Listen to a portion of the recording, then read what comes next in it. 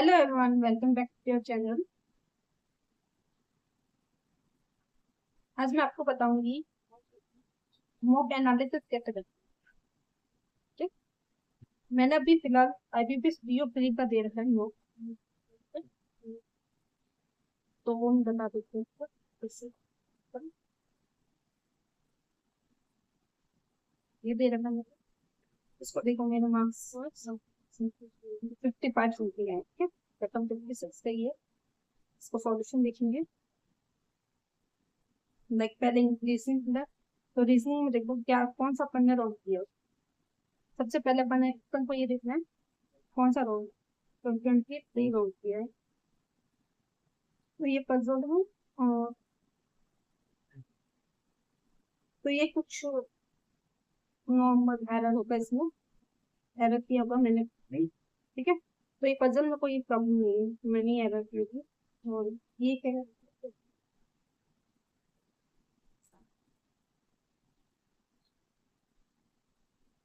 तो फिर इसमें भी मैंने एरर की है। जैसे आप लोगों को रीजनिंग में और क्वांट में क्या होता है, अपन लोगों को नॉर्मल एरर होती है, छोटी सी मिस्टेक होती है। क्या पोल्स की जगह अपन ने ट्रू पढ़ लिया, या ट्रू की जगह अपन ने पोल्स पढ़ लिया, या फिर राइट की जगह अपन ने लेफ्ट पढ़ लिया। ऐसी एरर होती है अपन के पजल में। तो वो ठीक है, उसको कोई सही ढंग से पढ़ो, बस ये सॉल्यूशन है इसका। एंड जो अपन के क्वेश्चन स्किप हो गए हैं, जैसे ये तो मुझे वैसे शक्ति के बैंक छोड़ ये मैं स्किप करती हूँ हमेशा क्वेश्चन एग्जाम में, लास्ट में अटेम्प्ट करती हूँ, क्योंकि इसमें मीनिंगफुल वर्ड पूछते हैं। तो मीनिंगफुल वर्ड वाला मैं स्किप करती हूँ ज्यादातर क्वेश्चन। ठीक है, तो आप लोगों को मीनिंगफुल वर्ड आता है, ठीक है, नहीं तो ये लास्ट के लिए आप छोड़ दो। एंड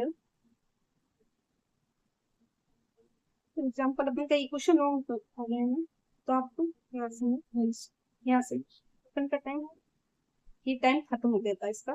तो अब ये क्वेश्चन अपन स्किप हो गया है, तो इसको पहले आपको कर लो।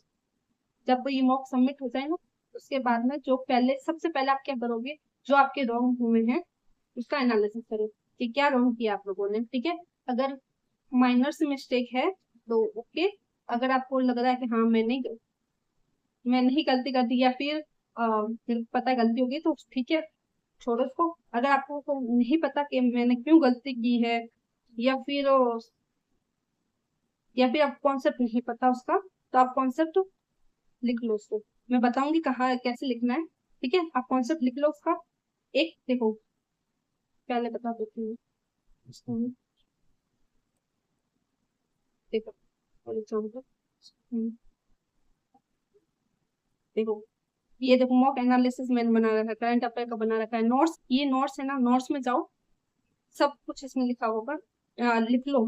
जैसे 120 मॉक लाइव जो यूट्यूब पर होता है ना भानु सर के, वो मैंने उनकी क्लासेस अभी अटेंड कर दी हूँ मैं। तो वो मैंने नोट्स बना के रखी। जैसे देखो, जो आपको नहीं आ रहा है ना कॉन्सेप्ट, उसको लिख लो, ताकि आपको बाद में जैसे संडे आता है तो उसका रिवीजन कर सको वैसे ही। ठीक है, और फिर करंट अफेयर के मैंने मई मंथ के बना लिए हैं, तो मैं इस पर वीडियो बनाऊंगी अभी, तो मैं बता दूंगी आपको। एंड मैंने पहले बनाया इंग्लिश ग्रामर, एसबीए का फोकस किया था, तब मैंने बनाए थे ये मॉक वाले हैं जो मॉक में होते हैं ना, इसका है। ठीक है, वाईटी क्लासेस, ये सब नोट्स है ना, मैं डिजिटल ही बनाती हूँ, उसमें कॉपी में नहीं लिखती, तो आसानी होती है रिवीजन करने में। जैसे फॉर एग्जाम्पल डिस्क्रिप्टिव के लिए भी मैंने बनाया था, लाइक ये वाला। ठीक है? ऐसे आप नोट्स बना सकते हो अपनी कॉपी में, मतलब डिजिटल अपने फोन में। ठीक है, एंड जो आपके जो आपका रॉन्ग हो रहा है वो नोट्स में लिख लो आप। ठीक है, और जो आपका स्किप हो रहा है, फिर स्किप स्किप के ऊपर जाओ, देखो कहाँ आपने वो क्वेश्चन सॉल्व करो। ठीक है, स्किप वाले सारे।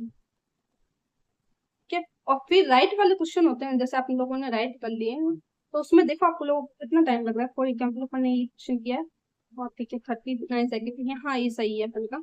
और जो पजल करते हैं लाइक, ये पजल है 22 मिनट, 2.5 मिनट, मतलब 3 मिनट के ऊपर नहीं जानी चाहिए पजल आपकी। 1 मिनट में 2 मिनट में सॉल्व होती है तो ठीक है, टाइम सही कर दिया आप, ठीक है। मैंने हाँ गलती की है, तो पजल में टाइम ज्यादा लगता है इसमें।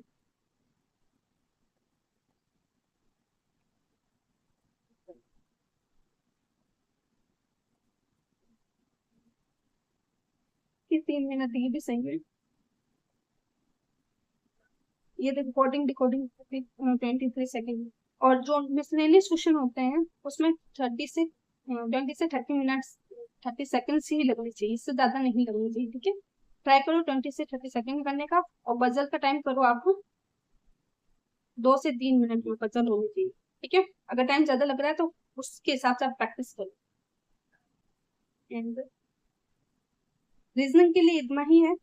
जो आपका स्किप हो गया है, तो पहले जो आप रॉन्ग कर रहे हो पहले उसका एनालिसिस करो, जो जैसे मैंने बताया है। फिर उसके बाद में जो स्किप किए हैं वो क्वेश्चन सॉल्व करो अपने कॉपी में या किस पेपर पे। फिर देन जो सही किए हैं उसमें देखो आप लोगों को कितना टाइम लग रहा है। एक तो मतलब समथिंग आप 3 से 4 मॉक एनालिसिस एनालिसिस आप ऐसे करोगे ना, तो आप लोगों को पता चल जाएगा मैं कहाँ लैग कर रहा हूँ, ठीक है। And next English. इंग्लिश आपको है, जैसे आप पढ़ना है ये क्वेश्चन, जैसे आपको इसका मीन्स नहीं पता है तो आप इसका मीन्स यहाँ पे देखो मीन्स क्या जा रहा है। फिर देन इसके बाद में आपको आप यहाँ पर जैसे ये मॉक वाला अच्छा एक अलग से सेक्शन बना दो मॉक एनालिसिस वाला। उसमें आप लिख लो precipitate, जो भी है प्रोनाउंसिएशन जो भी है इसकी, तो वो लिख लो आप। एडजेक्टिव की तरह कैसे यूज होता है, वर्ब की तरह कैसे यूज होता है, ठीक है। फिर उसके बाद में सेकंड नंबर क्वेश्चन, जो आपने सही किया उसका कुछ नहीं करना, उसको लीव करना। जो आपने रॉन्ग कर रहे हो ना वो देखो आप कहाँ रॉन्ग कर रहे हो, क्या मीनिंग है उसका, उसका मीनिंग लिख लो, ठीक है। आप कहोगे तो मैं इसका मीनिंग लिख के मैं आपको सेंड कर दूंगी, लेकिन मैं जो मीनिंग लिखूंगी वो मेरे अकॉर्डिंग लिखूंगी, आप लोगों को क्या वीक है वो आप लोगों को पता है, इसलिए आप एनालिसिस आप खुद करो, ठीक है। नेक्स्ट, जो गलती कर रहे हो ना उसका एनालिसिस करना बस, और इंग्लिश में इतना ही करना है। वोकैब इंग्लिश में देखो सबसे मेन पॉइंट 3 ही चीज होती है लाइफ में। सबसे पहला होता है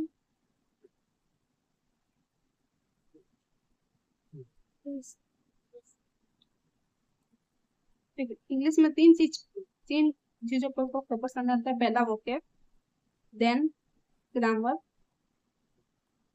देन रीडिंग।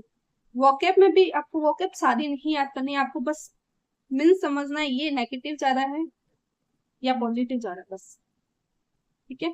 और ग्रामर के लिए आपको बस ये करना है, एडिटोरियल में ग्रामर देखनी है आपको, ठीक है। और रीडिंग तो आप कर ही रहे हो एडिटोरियल से, ही करना है। और एडिटोरियल खुद से पढ़ना स्टार्ट कीजिए आप, उससे ही आपकी इंग्लिश अच्छी हो सकती है, बाकी आप कोई ऑप्शन नहीं है। पहले एडिटोरियल रीड करो जिससे आपकी रीडिंग अच्छी होगी, देन एडिटोरियल को ग्रामर पॉइंट ऑफ व्यू से देखो जिससे आपकी ग्रामर अच्छी होगी, एंड देन वोकैब। अगर जो वोकैब आप लोगों को नहीं आती है तो उसका सर्च गूगल पर ना करके या फिर अलग जो ट्रांसलेट है जो भी आप जो वहां ना करके पहले आप देखो मीनिंग क्या जा रहा है, उसको सेंटेंस को रीड करो, देन उसको समझने की कोशिश करो क्या ये मीनिंग नेगेटिव में जा रहा है या पॉजिटिव में जा रहा है, ठीक है। अगर नेगेटिव पॉजिटिव करना अगेन आपको इंग्लिश में वोकैब वोकैब का दर्द जो होता है ना वो खत्म हो जाएगा। समथिंग ऐसी मीनिंग आता है इसमें भी और एग्जाम में भी। एग्जाम में तो मीनिंग देखो ऐसा आता है, वर्ब दे दिया, एडजेक्टिव दे दिया, नाउन दे दिया, और सेंटेंस फिलर में यहाँ पर वर्ब आएगा तो वर्ब मैच हो जाता है, ठीक है। तो आपको वोकैब में बस आपको ये देखना है वो वोकैब आपको एडजेक्टिव की तरह यूज हो रही है, वर्ब की तरह यूज हो रही है या फिर नाउन की तरह यूज हो रही है, आपको ये पता होना चाहिए। देन पॉजिटिव और नेगेटिव आपको पता होना चाहिए, इससे आपके इंग्लिश में मार्क्स बढ़ने लगते हैं। अगर आप लोगों को ये नहीं करना आता तो आज मैंने एक वोकैब क्लास सेंड करी है अपने टेलीग्राम चैनल पर, तो वो आप 2x की स्पीड से देखो, 10 वोकैब को अच्छा करो। तो आप करोगे धीरे धीरे करोगे और फिर मॉक में जो वोकैब आएगी आप लिखोगे, देन उसके बाद में जो भी क्लासेस करते हो या फिर जो भी क्विज देते हो उसकी वोकैब लिखोगे तो आपको लर्न होना स्टार्ट हो जाएगा। ठीक है, इंग्लिश में बस इतना ही है। क्वांट में, क्वांट में देखो, जैसे मैंने 1 मिनट, ये सही है, ठीक है, 1 से 2 मिनट में दिया है, स्किप करनी है, अपन को देखनी है कि क्या क्या कह रहा है। अगर लिखने की बात है तो लिख लो, आप नोट डाउन करनी है तो नोट डाउन कर लो, उसके बाद में फिर से स्टार्ट कर सकते हो। क्वांट मैथमेटिक्स और कोई क्वेश्चन होते हैं, देखो इतने बड़े लेंथ क्वेश्चन, फिर इसमें भी यही मेथड होना चाहिए। पहले जो आपने रॉन्ग किया है वो देखो, क्यों रॉन्ग किया है इसका, फिर 10 स्किप किए हैं वो क्वेश्चन देखो सारे, देन जो आपने राइट किए हैं उसमें आपका टाइम कितना, राइट, जो आपने राइट किया है उसमें टाइम आपको कितना लग रहा है वो देखो। जैसे फॉर एग्जाम्पल आपको अर्थमेटिक जाते हो, जैसे ये 36 सेकंड, ये सही जा रहा है अपना, ये भी 43 सेकंड, इसमें ज्यादा टाइम लग गया तो इसको 30 सेकंड समथिंग करो, 30 सेकंड से ज्यादा जाएगा नहीं तो टाइम ऑटोमेटिक आपका ज्यादा लगने लग जाएगा, फिर क्वेश्चन भी एकदम ठीक होंगे। ठीक है,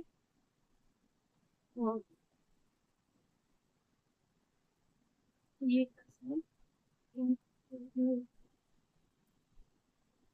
फॉर एग्जाम्पल ये 54 सेकंड, यहाँ पर आपका टाइम ज्यादा लग रहा है क्योंकि यहाँ पर बहुत ज्यादा लेंथी लेंथी दे रखे हैं, तो हो सके तो 30 से 40 सेकंड में अटेम्प्ट करने की कोशिश करो। ठीक है, और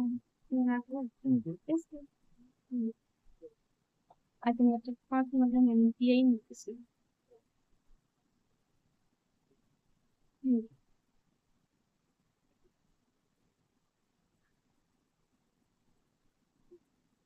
ठीक है, मेन अर्थमेटिक में टाइम लगता है अपन को 1 से 1.5 मिनट तक के बीच में, तो अर्थमेटिक में अपन ट्राई करेंगे 30 सेकंड से 1 मिनट के बीच में ट्राई करने का। अर्थमेटिक में आपको इतना टाइम लगना चाहिए, देखो डीआई में आपको टाइम लगना चाहिए 2 मिनट। ठीक है, 2 मिनट देखने में डीआई को, और फिर 4 मिनट समथिंग, 4 या 5 मिनट को सॉल्व करने में। ठीक है, फिर देन 4 मिनट में आपको 5 मिनट में पूरी डीआई कंप्लीट कर लो हो सके तो, जो गाइडली की है। उसके बाद में अर्थमेटिक आप करो, मैं पीओ लेवल का बात कर रही हूँ। ठीक है, इसमें क्लर्क लेवल में इससे भी कम टाइम लगता है, कभी कभी 3 मिनट में या 2 मिनट में हो जाती है अर्थमेटिक का। आप 1 से 30 सेकंड से 1 मिनट तक अर्थमेटिक में एक क्वेश्चन करो। ठीक है, अटेम्प्ट, और जो स्पीड मैथ है उसको 30 सेकंड में कंप्लीट करने की कोशिश करो, यहाँ पर टाइम लेस करो, जिससे आपका अटेम्प्ट अच्छा हो जाएगा और सही भी हो जाएगा। ठीक है, और कुछ बताना है? देखो मैंने इसमें अर्थमेटिक में कुछ अटेम्प्ट नहीं की क्योंकि ये बहुत ज्यादा हाई करो था, और आप लोगों ने अटेम्प्ट किया है ये मॉक, तो आप मेरे को बताओ कितना मार्क्स आना है तो इस मॉक में। ठीक है, बस यही है इंग्लिश का बेस्ट करने का तरीका, बस यही है, आप लोग प्रैक्टिस करो रोज डेली। मेरी प्रैक्टिस अभी छूट गई थी बीच में, मैंने छोड़ दिया था, मैं वहां पर जेएबी वाला कर रही थी, तो उसमें मेरा फोकस उसमें था, तो मैंने सब कुछ क्लासेस अभी छोड़ के थी, अब वापस से कंटिन्यू किया, तो होप सो अब इंग्लिश बहुत अच्छी हो जाए मेरी। ठीक है, आप लोग कंटिन्यू रखो इंग्लिश को, रीडिंग रीड भी खुद करो, ग्रामर भी देखो, एंड वोकैब भी करो।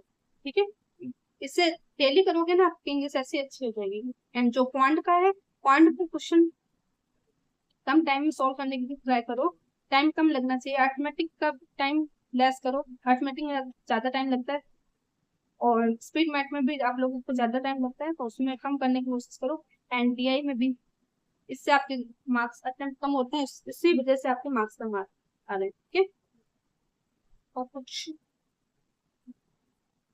आई थिंक और कुछ नहीं है, बस ये। एंड एक और जो परसेंटाइल मैं तो बता रही थी, मैं परसेंटाइल देखना इसमें तो,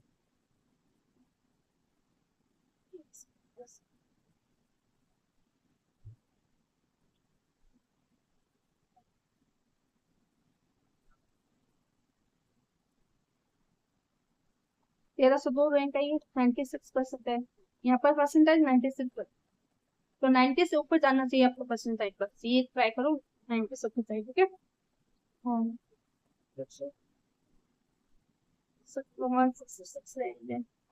इंग्लिश में 10,000 परसेंटेज 97, ये देखिए यहाँ पर 69 होगी परसेंटेज, क्योंकि इंग्लिश में मैंने रॉन्ग किया नहीं ज्यादा, इसलिए इंग्लिश में 98 समथिंग परसेंटेज। परसेंटेज आपकी 90 से बढ़ जाएगी ना, तो सिलेक्शन ऐसे ही कर तो ऐसे ही हो जाएगा, ठीक है।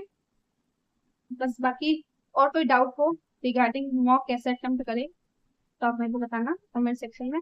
और जो आपका टॉपिक वीक है तो आप टॉपिक वाइज भी प्रैक्टिस कर सकते हो, जैसे बता देता हूँ मैं इसमें काइंडली से।